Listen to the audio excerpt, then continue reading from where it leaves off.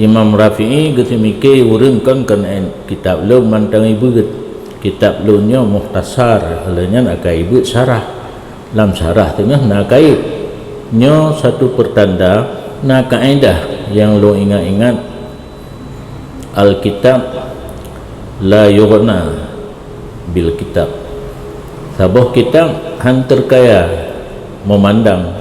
dengan kitab yang lain berarti getahnya hansip tabut sabuh kitab karena di antara lain yang ban getahnya baca mantem na kait yang hana ba sabuh kitab tapi disebut dalam kitab yang lain kaitnya walaupun bak kitab yang hana tetap berlaku nyo yang payah maka dia katanya kurikulum di daya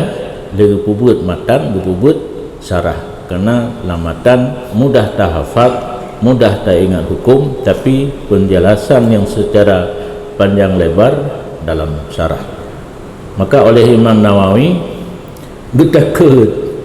urang lihibut matan mehat ada kala lihibut muharar hana ibut syarah kam kara wo kampung darah baru katu preh kadang urang si hai le gejuk bulannya maka getulih kait yang hana dalam muharar getulih dalam mata minhaj berarti lihbut mata minhaj nyan ka lage kalih tabut syarah di samping geringkaskan nyan duknan cara urang awai kitab raya muharar gepu paneng tapi na tambahan-tambahan yang sangat penting yang sangat perlu kitab tetap paneng ringkas sehingga 2/3 muharar sagai tak baca kait yang ketinggai dalam muharar gebuk dalam mata minhaj seolah-olah tabut mata minhaj lagi kata but syarah nyan malim murawai malim katanya tak baca hanjir atra kali tulis lihurunyan hanjir tak baca payah minta guru boleh karena dasar manla syaikhalahu fasyaitanu syaikhul orang hana menggure bangga je baca kedua kitab karena kaji bahasa Arab nya lampau gerai harus nak pembimbing sampai kitanya pembimbing adalah guru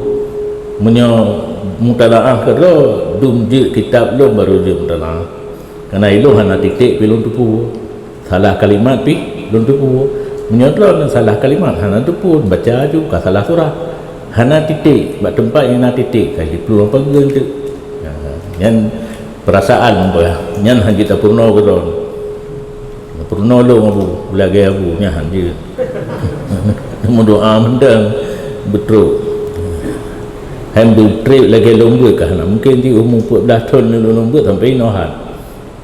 ilang baduk tahun baru lomba di otak tinggal mendang